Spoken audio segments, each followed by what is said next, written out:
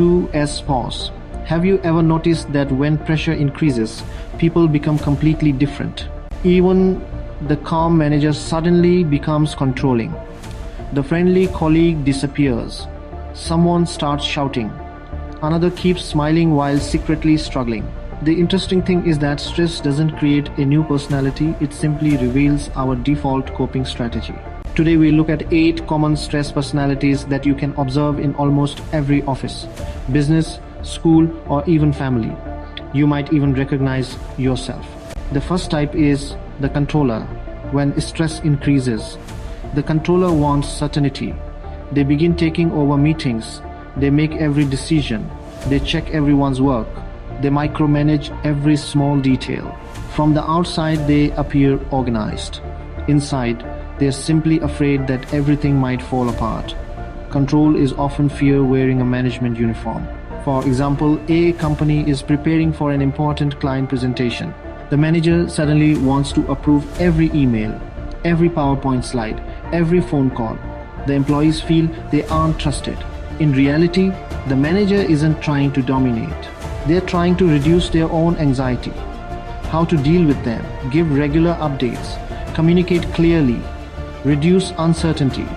The safer they feel, the less they need to control everyone. The second type one is the withdrawer. Some people don't become louder.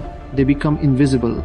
They stop replying, avoid meetings, turn their camera off, keep conversations short. People often assume they don't care, but that's usually not true. Their brain has simply become overloaded. Silence becomes their way of surviving. Sometimes silence is the loudest cry for space.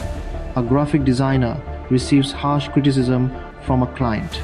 Instead of arguing, she quietly disappears. She isn't lazy. She's emotionally overwhelmed. Don't chase them. Don't criticize them immediately. Give them space, then gently reconnect. The third one is the exploder.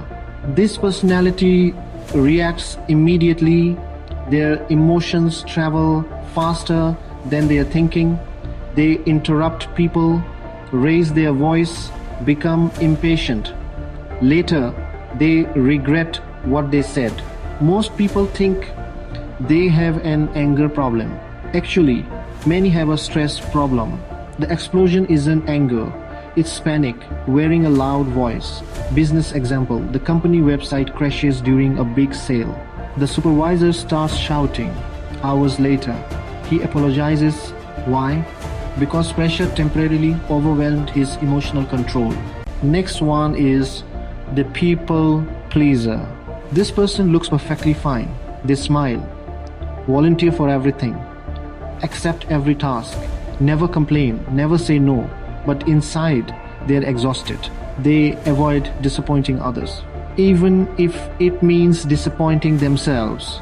Helping everyone else sometimes becomes a way of avoiding your own problems. The HR manager says yes to every request. She covers absent employees, works weekends, answers emails at midnight. Then suddenly she burns out. The fifth one is the perfectionist. This one often surprises people. Stress makes them believe everything must be perfect.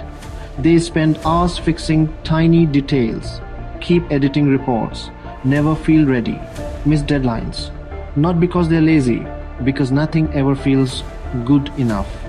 For example, a marketing employee spends 3 days perfecting one presentation while missing 4 other important tasks. Perfection becomes the enemy of progress. Perfection often hides the fear of failure. Next one is the overworker. This person never stops. Stress makes them work even harder. Longer hours, more meetings, more projects, no holidays, no breaks. They believe if I stay busy, I won't have to deal with my emotions. For example, a business owner works 16 hours every day. The company grows, but health declines. Family relationships suffer. Eventually, burnout arrives.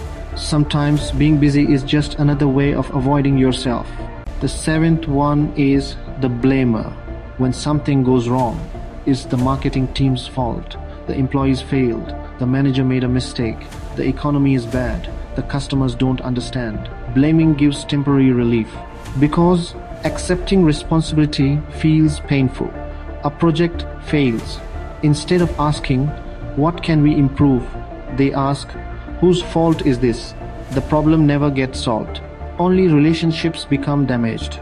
The last and final one is the problem solver. This is generally the healthiest response. Stress doesn't disappear, but instead of reacting emotionally, they become curious. What happened? What can we learn? What's the next step? They don't waste energy complaining. They focus on solutions. A restaurant loses many customers.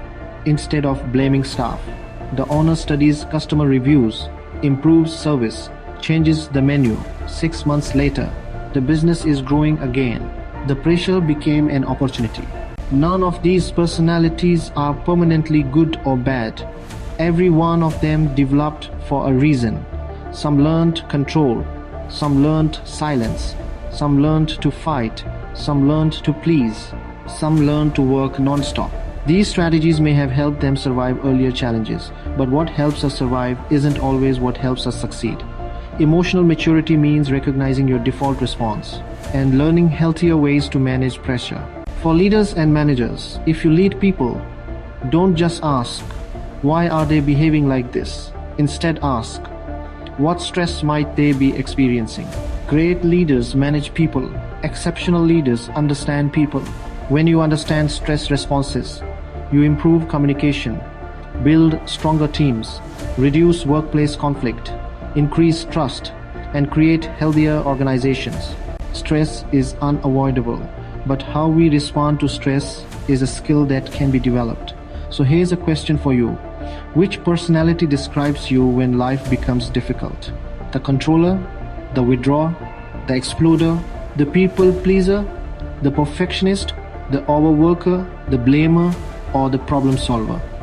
The first step toward emotional intelligence isn't changing others, it's understanding yourself.